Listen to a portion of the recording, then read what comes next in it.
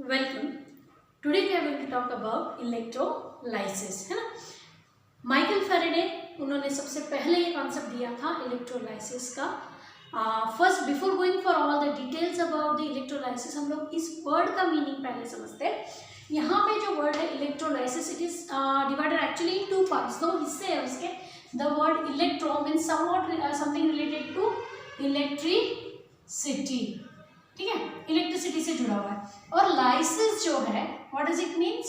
Break down, मतलब कि किसी भी कंपाउंड का ब्रेक डाउन करना है with the help of electricity. तो जब आप ऐसा करते हैं तो that process is called as electrolysis, means breaking down of a compound with the help of passage of electricity is called as electrolysis, है ना। अब ये तो हमें पता भी है इलेक्ट्रिसिटी बहुत महंगी है, तो इतना तो हम लोग अफोर्ड नहीं कर सकते। हर बार किसी भी कंपाउंड से हमें कोई भी सब्सटेंस अगर निकालना हो तो हम इलेक्ट्रिसिटी सप्लाई करेंगे and will get the product. हम लोग दूसरे बहुत सारे अलग अलग मेथड्स यूज करते हैं so as to extract the elements that will study in metallurgy. Metallurgy के टॉपिक में ये सारी चीजें आती है। But now here we are going to talk about electrolysis, that means getting up elements from the compound by passage of electricity. तो वो जो है वो कब इम्प्लीमेंट करना पड़ेगा? जब हमारे पास कोई और रास्ता नहीं होगा। That means the compound is so stable that it do not react with other compounds to give simple elements, cannot be broken down, decompose नहीं कर सकते हम उसको दूसरे किसी भी मेथड से, तो फिर हम उसका इलेक्ट्रोलाइसिस करते हैं, है ना। तो ये चीजें यहाँ पे। अब इलेक्ट्रोलाइसिस में अगर हम जाएंगे तो सबसे पहले हमें बहुत सारी चीजें, जो कुछ टर्म्स है ना, इसके प्रोसेस तो बात की बात हो गई, वो पढ़ने से पहले हमें क्या पढ़ना पड़ेगा? About the basic concept, some terminologies we have to study before we go for in detail about the electrolysis, है ना। Electrolysis means electrical cell is to be setup. अब ये सेटअप करने में क्या है, हमारे पास एक कंटेनर चाहिए क्योंकि हम केमिकल कंपाउंड से डील कर रहे हैं। So we need a container to keep that chemical compound, so that is called as electrolytic cell. क्या बोलते हैं उसको? Electrolytic cell. So that electrolytic cell में be like beaker, as if I have drawn over here.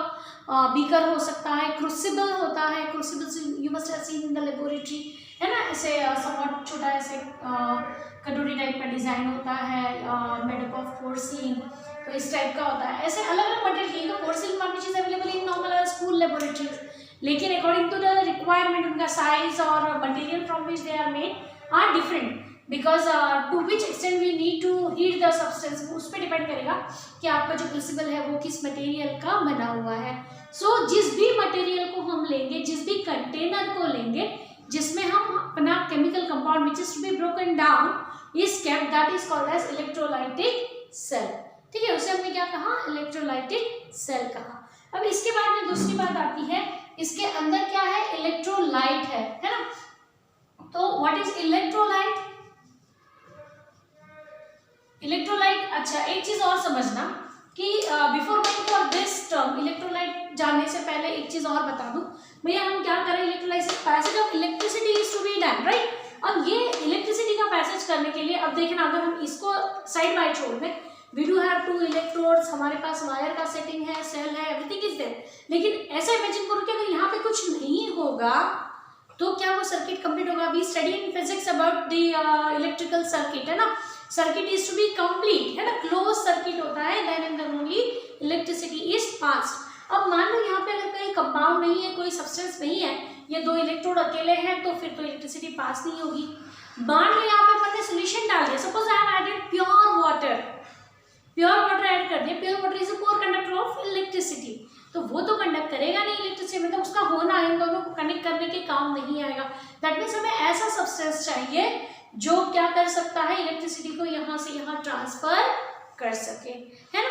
तो electrolyte यहाँ पे हम लोग आते हैं टॉपिक पे। What is electrolyte? It is the substance which allows the electricity to pass through it either in its molten state or in its solution, है ना।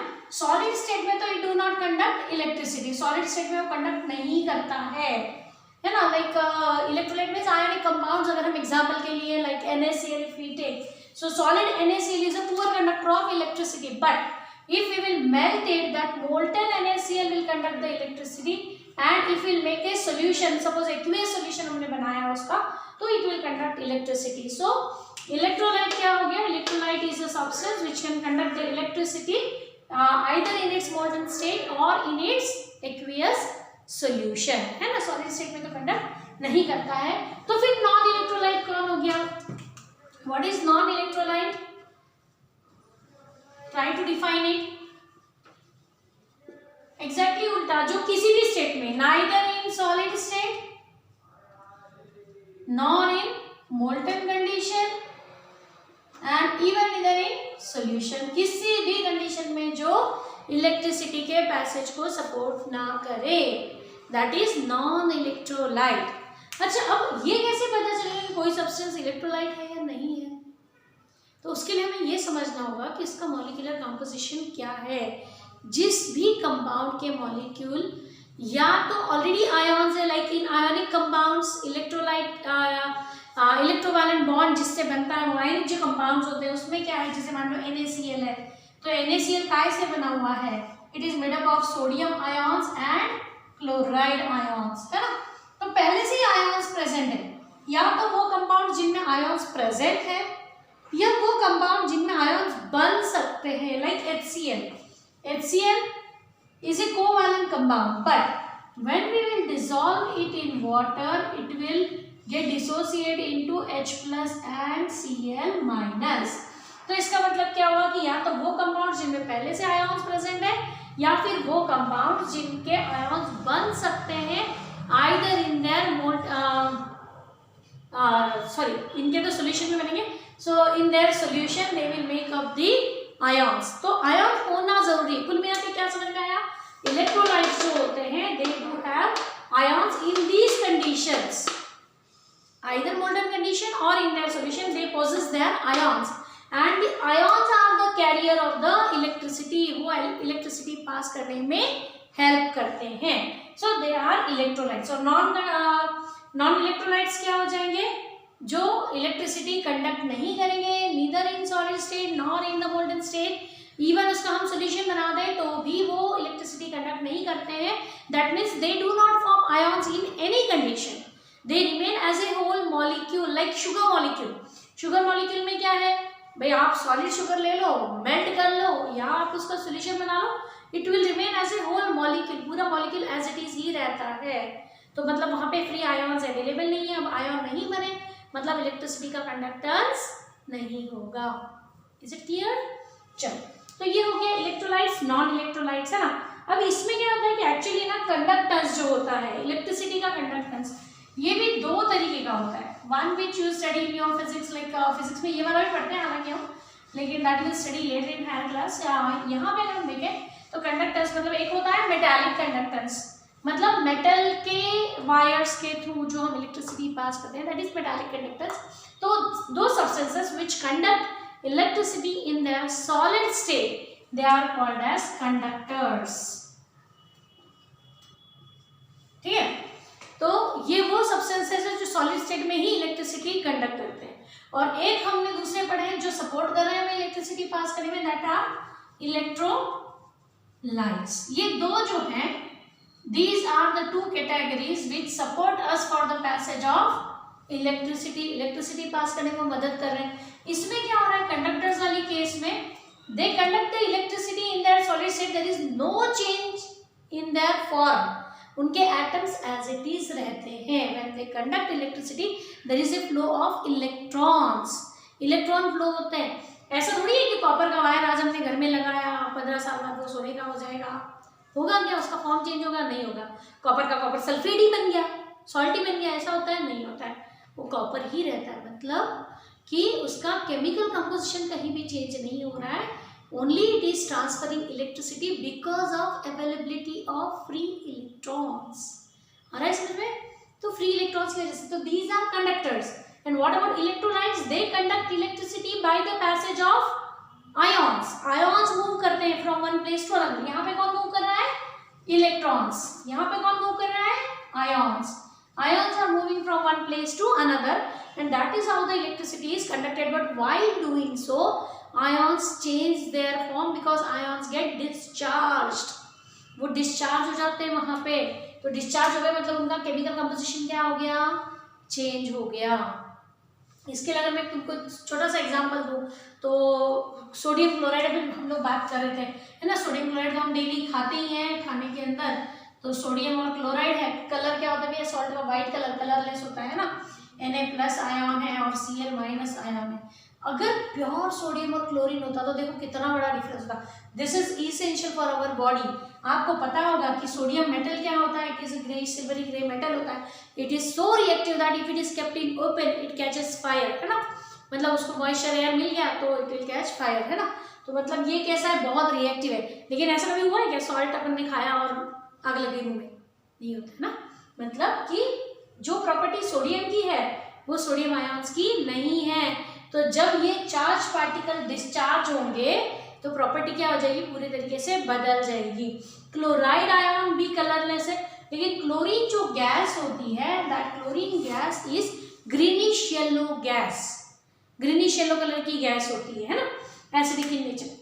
वो भी अलग है। अब NaCl का कलर तो कलरलेस होता है, कोई ग्रीनिश येलो कलर नहीं है उसके अंदर। मतलब कुल मिला के मैं सिर्फ इतना बता रही हूँ आपको कि जो आयन्स होते हैं उनका केमिकल प्रॉपर्टी टोटली डिफरेंट होता है as compare to the elements from which they are made up of. Elements की प्रॉपर्टीज अलग होती है।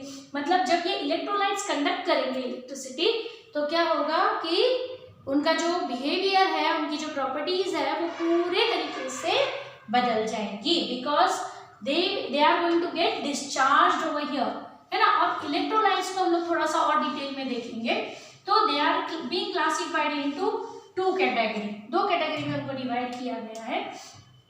one category is strong electrolytes and second category is weak electrolytes, ठीक है। अब स्ट्रॉन्ग इलेक्ट्रोलाइट्स बोला मतलब क्या हुआ, और वीक, इन दोनों में क्या डिफरेंस है। आयंस तो दोनों ही दे रहे। एग्जाम्पल के लिए हम फिर से लेते हैं, सपोज NaCl हमने लिया, HCl लिया, कुछ भी ले लो। NaCl if suppose we have taken Na+ and Cl-, ये बन रहा है। If we take a weak electrolyte like suppose NH4OH हमने लिया है तो क्या बन रहा है, NH4+ एंड OH-। अब इसमें भी कैटायन बना, एनायन बना, here also we have seen cation and anion. Then what is the difference between these two. तो डिफरेंस ये होता है कि इसके जो रेडिकल है वो इतने स्ट्रॉन्ग होते हैं कि उनमें डिसोसिएट तो हो गए लेकिन एसोसिएट होने की टेंडेंसी नहीं होती है। लेकिन ये जो मॉलिक्यूल है, इसके जो आयन्स बने हैं, ये अमोनियम आयन क्या होता है, काफी वीक होता है। So it has a tendency to get associated, तो फिर से इसके साथ जुड़ करके क्या बनाएगा, अमोनियम हाइड्रोक्साइड बनाएगा। मतलब कुल मिला के क्या होगा कि just for an instance assume that हमने 10 मॉलिक्यूल्स NaCl के अगर डाले हैं किसी सॉल्यूशन में तो पूरे के पूरे 10 जो है वो क्या हो जाएंगे, डिसोसिएट हो जाएंगे, अलग अलग हो जाएंगे, आयन्स अलग अलग निकल गए एक दूसरे से। लेकिन यहाँ पे अगर 10 डाले हैं तो 10 में से 5 तक तो धीरे धीरे आयनाइज होने लगेंगे, लेकिन जैसे ही यहाँ पे 5 के ऊपर आयनाइजेशन हो गया तो आयन्स आपस में क्या करेंगे, they will again have a tendency to combine back and to form ammonium hydroxide. मतलब पूरे के पूरे 10 हमेशा डिसोसिएट कभी भी नहीं होते, only half of them could be dissociated because of the reversible nature of these molecules. That is the reason why they are weak, है ना, इसी वजह से वो वीक है। नहीं तो ऐसे किसी मॉलिक्यूल को पता है क्या कि मुझे डिसोसिएट होना है या मुझे नहीं होना है, सबको होना है डिसोसिएट तो, लेकिन ये जो एसोसिएशन वाली जो tendency that makes it weaker one. तो कौन सा भी कंपाउंड, चाहे वो अभी हम इलेक्ट्रोलाइट बोल रहे हैं, एसिड भी आपको स्ट्रॉन्ग बोला मतलब क्या हुआ, कंप्लीट डिसोसिएशन हो गया। वीक एसिड बोला मतलब डिसोसिएशन इज रिवर्सिबल। बेसिस के लिए भी सेम इम्प्लीमेंटेबल कि भैया डिसोसिएशन कंप्लीट है मतलब स्ट्रॉन्ग बेस है, अगर डिसोसिएशन रिवर्सिबल है मतलब वो क्या है, वीक बेस है, ठीक है। तो ये समझ में आ गया आपको strong electrolyte and weak electrolyte, है ना। इसके अलग अलग एग्जाम्पल्स हैं। देन इसके बाद में अगर हम बात करें तो हमें इलेक्ट्रोलाइटिक सेल में हमने एक चीज देखी कि भाई यहाँ पे अपन ने क्या किया, ये इलेक्ट्रोलाइटिक सेल बना दिया, इसके अंदर इलेक्ट्रोलाइट डाला। We have gone about all the details of the electrolytes. Non electrolytic solution भी होते हैं, इलेक्ट्रोलाइटिक भी होते हैं। कैथोड एंड एनोड पे चलते हैं, will go to the next part of this cell, that cathode and anode. What are cathode and anode, they are made up of the rods sometimes inert substances से बने हुए भी होते हैं, like carbon rod is there, platinum wire is there. तो these wires act as inert electrode which do not participate in the chemical changes which are going to take place. जो भी chemical changes होने वाले उसमें अगर वो electrode अपना कोई पार्टिसिपेशन ना दे तो वो क्या हो जाएगा, आपका इनर्ट इलेक्ट्रोड कहलाएगा. और अगर उसका भी इन्वॉल्वमेंट है उस केमिकल प्रोसेस के अंदर then it would be called as active electrode. तो एक्टिव इलेक्ट्रोड में हम कुछ भी ले सकते हैं, जिस भी मेटल के साथ उसका इलेक्ट्रोलाइट हमने लिया है उसी मेटल के हम रॉड ले सकते हैं. लाइक सपोज आपने कॉपर सल्फेट का सॉल्यूशन लिया है तो कॉपर के रॉड ले लो. सिल्वर का कोई सॉल्ट ऐसे इलेक्ट्रोलाइट लिया है तो आप सिल्वर के रॉड ले लो. तो that will be acting as the active electrode, है ना. अब इसमें कैथोड और एनोड इलेक्ट्रोड कौन से होते हैं, दो वैरायटी के हैं, cathode and anode. Cathode is connected to negative terminal. Cathode किससे कनेक्टेड होता है, नेगेटिव टर्मिनल से. So that's why it is rich in electron. उसके अंदर क्या बहुत सारे इलेक्ट्रॉन्स है ना पहले से. And anode is connected to positive terminal, that means it is rich in positive charge, मतलब इलेक्ट्रॉन डिफिशिएंट हिस्सा है वो, वहां पे इलेक्ट्रॉन की क्या है, डिफिशियंसी. उसका इम्पैक्ट क्या होता है वो देखते हैं. रिएक्शन एट कैथोड देखेंगे. कैथोड पे क्या होने वाला है, कैथोड मैंने क्या कहा कि इट इज इलेक्ट्रॉन रिच. तो अब ये इलेक्ट्रॉन रिच होने की वजह से इस पे कौन आएगा, जिसको इलेक्ट्रॉन की जरूरत है. तो ऐसे कौन से आयन्स होते हैं जिन्हें इलेक्ट्रॉन की जरूरत होती है, cations. So cations will come here and will get discharge. हमने बहुत शुरू में ये चीज डिस्कस की है कि यहाँ पे होता क्या है, आयन्स अपने आप को क्या करते हैं, डिस्चार्ज करते हैं. मतलब उनके ऊपर जो भी चार्ज है पॉजिटिव नेगेटिव उससे वो खत्म करते हैं. तो सपोज यहाँ पे हम वो NaCl वाला ये एग्जाम्पल से करेंगे कंटिन्यू कि मान लो NaCl का सोल्यूशन था तो Na प्लस और मोल्टन NaCl आपने लिया है तो Na प्लस और Cl माइनस है. तो कैटायन कौन से है, Na plus. So Na plus will come here. अब ये प्लस चार्ज क्या इंडिकेट कर रहा है आपको, प्लस चार्ज ये बोल रहा है कि सोडियम का ये जो एटम है ये पहले से ही अपना एक वैलेंस इलेक्ट्रॉन दे चुका है. That means it is lacking one electron. So what it will do, it will come to the cathode. Cathode पे वो आएगा और क्योंकि उसके पास बहुत सारे इलेक्ट्रॉन्स हैं तो उसमें से वो एक इलेक्ट्रॉन लेगा and it will get discharge. यहाँ पे वो आकर के क्या हो गया, डिस्चार्ज हो गया. ऐसे ही एनोड पे क्या होने वाला है, एनोड पे इलेक्ट्रॉन क्या है, इलेक्ट्रॉन डिफिशिएंट है. वो कैसा है, इलेक्ट्रॉन डिफिशिएंट. तो वो क्या करेगा भैया, इलेक्ट्रॉन लेगा, जो देने वाला आएगा उससे लेगा. So now here chloride ion has arrived. Chloride का मीनिंग क्या है, chlorine atom plus one electron. तो ये जो प्लस वन इलेक्ट्रॉन है उसके पास एक्सेस है इसलिए वो माइनस वन है. तो हम एक्सेस वाला निकाल देंगे तो माइनस करना है. तो क्या करेंगे, chloride will form chlorine atom and it will donate one electron. किसको देगा वो, एनोड को, विच इज इलेक्ट्रॉन डिफिशिएंट. तो इस तरीके से क्या होता है कि कैटायंस और एनायंस कैथोड और एनोड पर जाकर डिस्चार्ज होते हैं. Is it clear. तो यहाँ पे ये हो गया कैथोड, एनोड, कैटायन, एनायन, है ना. अब इसमें हम एक और कंसेप्ट समझना जरूरी है. दो वर्ड्स हैं, दो टर्म्स हैं. एक होता है डिसोसिएशन और दूसरा होता है ionization. Will go in detail about it. Let us see. Dissociation, electrolytic dissociation. इसका मतलब क्या है, to dissociate means to go apart, to go away from each other.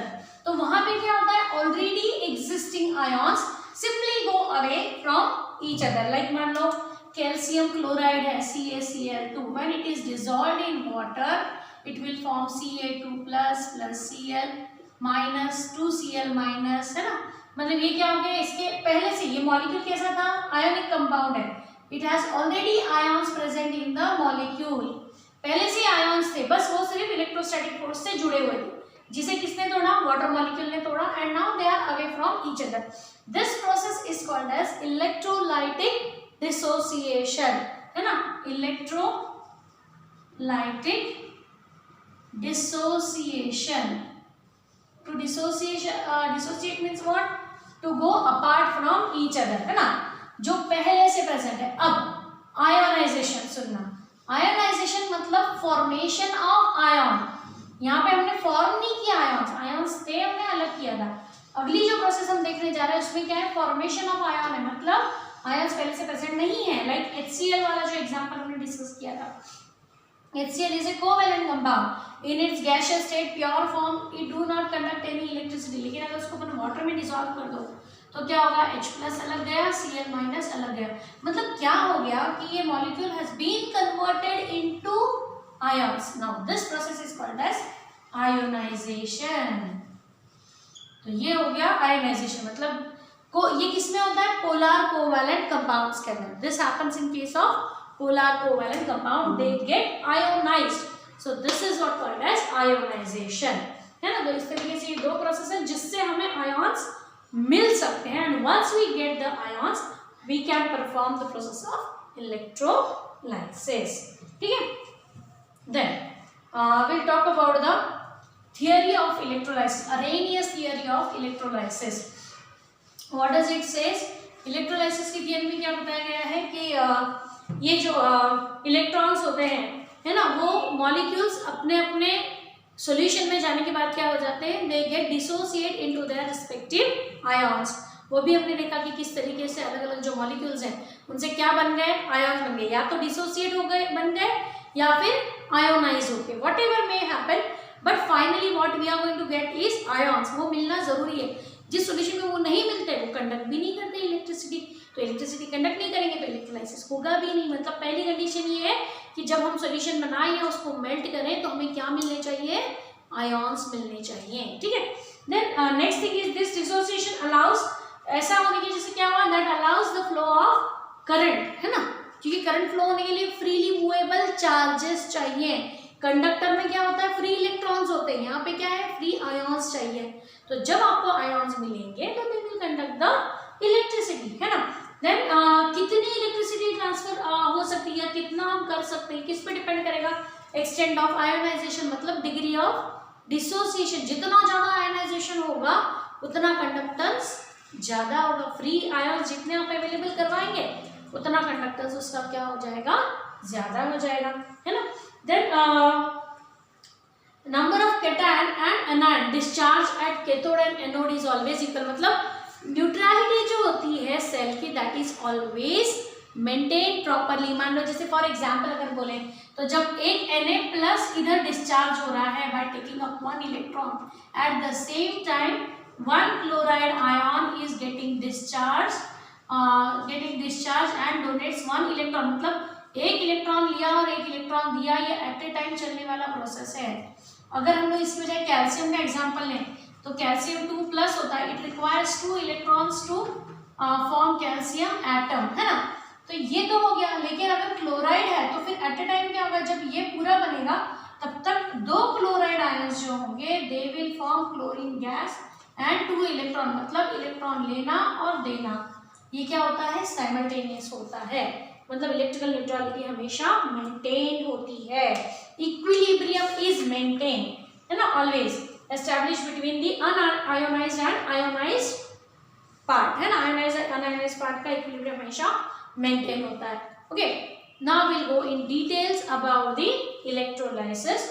For that mechanism लेने के लिए हम लोग पहले एग्जांपल लेते हैं, very first one. So now here will talk about the electrolysis of molten sodium chloride, है ना। कोई भी इलेक्ट्रोलाइसिस करने के लिए या तो आप मोल्टन सब्सटेंस ले लो या फिर उसका एक्वेस सॉल्यूशन ले लो। So here there is a setup of electrolysis of sodium chloride where sodium chloride is taken up here. This base is acting as a positive terminal, है ना, मतलब ये क्या है, पॉजिटिव एनोड का काम कर रहा है। Now these two electrodes are acting as negative terminal. Okay, now what is happening when if you will melt NaCl, it will form Na+ and Cl-. Even if you will make the aqueous solution, still you will get these ions. So what is the process in electrolysis? Electrolysis में दो अलग अलग जगह पे reactions होती हैं, reaction at cathode and reaction at anode. ठीक है, अब ये जो दोनों रिएक्शन होने वाली हैं ये किस पर डिपेंड करती है, भाई कैथोड का चार्ज क्या है, cathode itself is negatively charge, so which ion will come to it, positively charge, that means cations. So cations will come to it and will get discharged, मतलब क्या बन गए वो, sodium atom. Now these sodium atoms are available in the molten form. If you will see here, this sodium which is coming out is a molten sodium.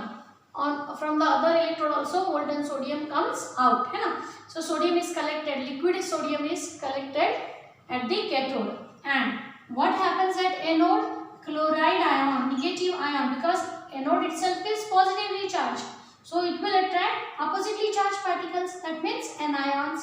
So anions will go to anode and they will get discharged. लेकिन यहाँ पे थोड़ा सा issue ये होता है कि metal के जो एटम होते हैं they are stable in the atomic state, but these non-metallic atoms cannot be kept in the atomic state. Instead they combine with the other atom to form the molecule. Stable form में वो आने की कोशिश करते हैं. So two chlorine atoms will combine to form a chlorine gas. Now what is the color of chlorine gas? Greenish yellow. So here greenish yellow chlorine gas will be evolved from the anode, positively charged electrode से. यहाँ से क्या होगा कि इन्होंने container ऐसा बना दिया है कि क्लोरीन जो है वो इधर उधर डिस्चार्ज ना हो जाए, कि वो कलेक्ट हो जाए. मतलब हमें दो प्रोडक्ट्स मिल रहे हैं. At cathode we are getting molten sodium and at anode we are getting chlorine gas. This is how we complete the electrolysis of sodium chloride, है ना.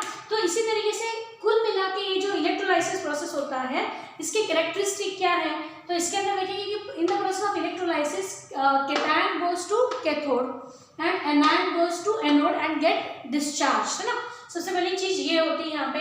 उसके बाद में इलेक्ट्रोलाइसिस के अंदर क्या है, जो प्रोडक्ट्स जो बन रहे हैं वो क्या होते हैं कहाँ बनते हैं? They are available at the cathode and the anode. कहाँ बनते हैं प्रोडक्ट्स?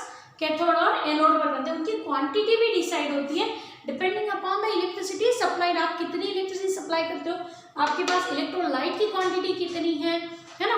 और ये भी हमने देखा था इससे पहले वाले सेक्शन में कि जो इलेक्ट्रिकल न्यूट्रलिटी इक्विलिब्रियम जो है ionic form and non ionic form जो होता है इलेक्ट्रोलाइट का, उसके अंदर इक्विलिब्रियम मेंटेन करना जरूरी होता है.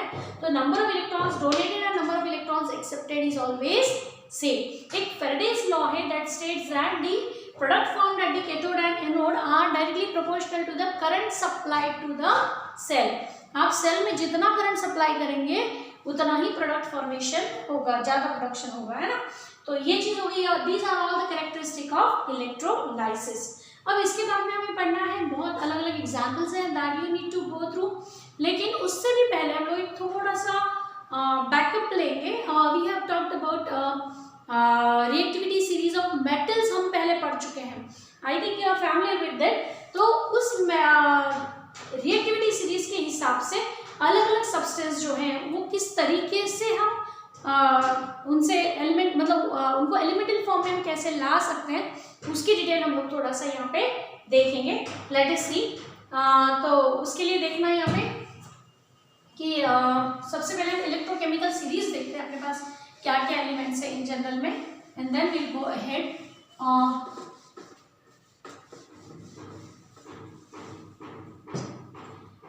देखना यहाँ पे पोटेशियम है, कैल्शियम है, सोडियम है, देन मैग्नीशियम है, एल्यूमिनियम है, देन आयरन है, Fe, lead, lead is there, hydrogen is there, copper, silver, है ना, gold.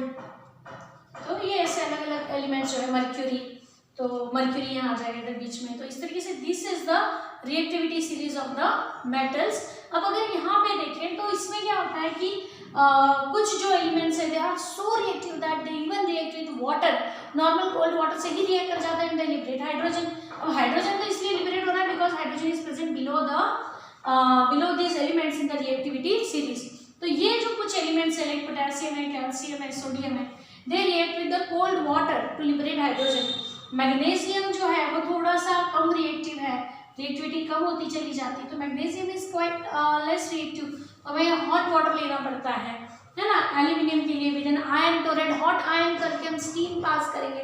This is how slowly the conditions goes on decreasing. Hydrogen के बाद वाले जो एलिमेंट्स है copper, mercury, silver, these are not capable of liberating hydrogen because they are less reactive than hydrogen. ठीक है, एक तो पहले तो यहाँ पे ये चीज समझ लो रिएक्टिविटी, उसी हिसाब से उनकी ऑक्सीडाइजिंग और रिड्यूसिंग प्रॉपर्टी भी होती. अभी हमने जो इलेक्ट्रोलाइसिस देखा उसमें क्या हुआ, इलेक्ट्रॉन लिए और दिए. Donation of electron is oxidation. Donation of electron is called as oxidation and gaining electron gaining electron is called as, gaining of electron is called as reduction.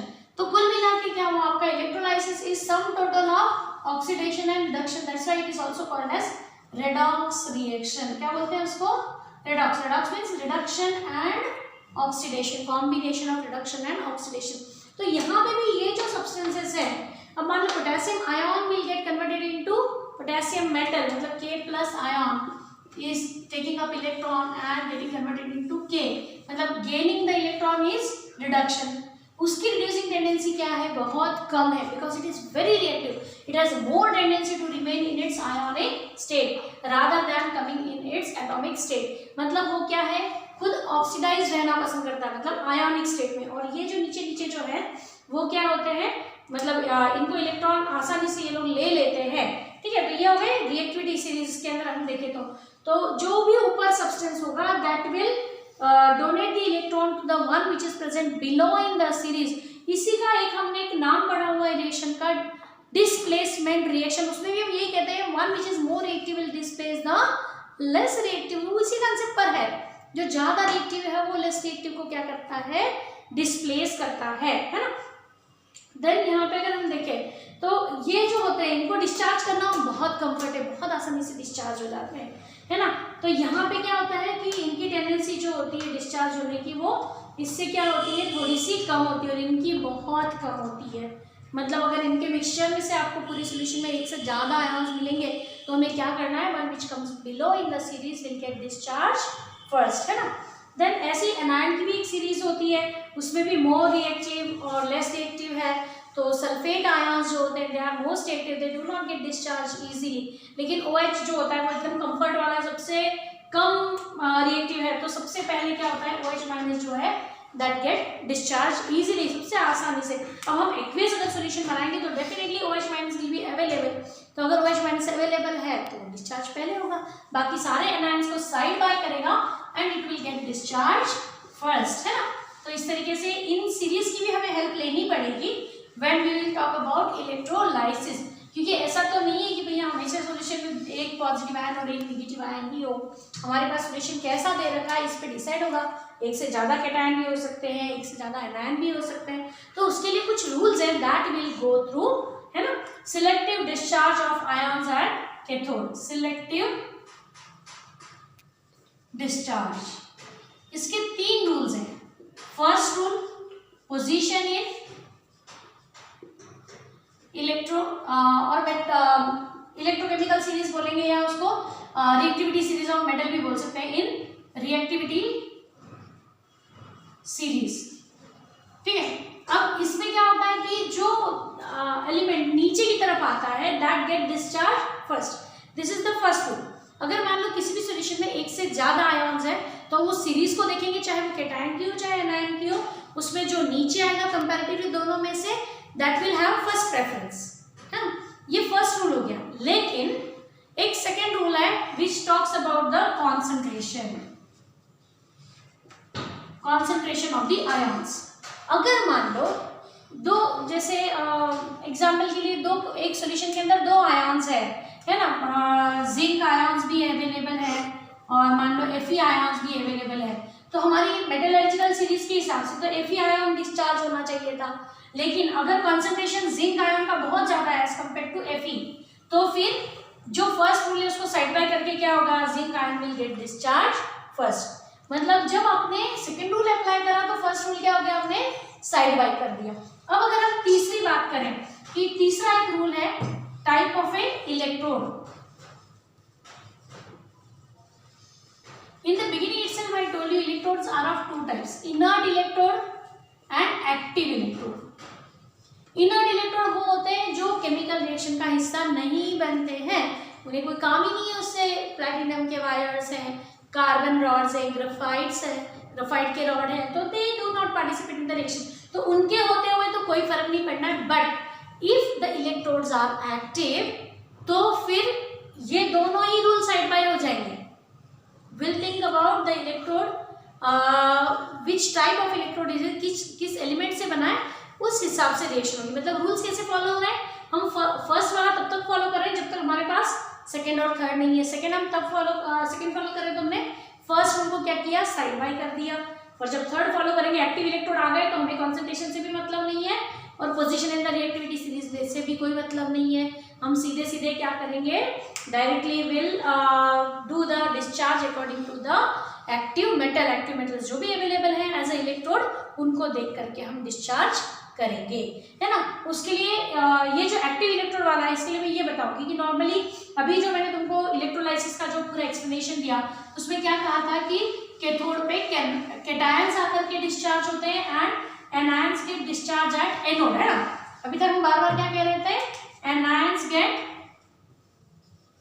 Discharge eight कहाँ जाते हैं, एनोड, ठीक है।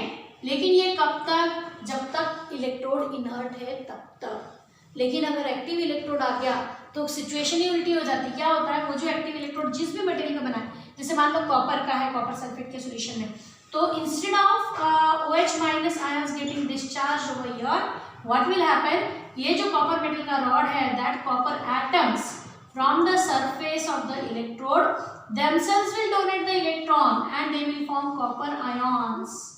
दो electron copper ने ही donate कर दिया and copper यहाँ से निकल करके बाहर सॉल्यूशन में आ गया। मतलब ये जो ये हम कर रहे हैं, ये पूरा का पूरा क्या हो गया, चेंज हो गया, है ना। तो that is because we have used a active electrode. हमने इलेक्ट्रोड किस चीज का यूज किया है, यहाँ पे कॉपर का यूज किया हुआ है। इसकी वजह से रिएक्शन एनोड की क्या होगी, पूरी चेंज होगी। वहाँ पे जो शुरू के 2 रूल्स थे वो हमने फॉलो ही नहीं किए, है ना। तो इस तरीके से ये 3 रूल्स के ऊपर जो है पूरे का पूरा डिस्चार्ज जो है डिपेंड करता है। पहला तो है तुम्हारा सीरीज, एक्टिविटी सीरीज है। दूसरा है तुम्हारा कॉन्सेंट्रेशन, किसका कॉन्सेंट्रेशन ज़्यादा है उसको प्रेफरेंस देंगे। और तीसरा और लास्ट जो है that is type of electrode. If it is active electrode reaction अलग होगी और बाकी अदरवाइज जो हम नॉर्मली करते हैं वही रिएक्शंस होंगी। These are examples of electrolysis in next video. Thank you.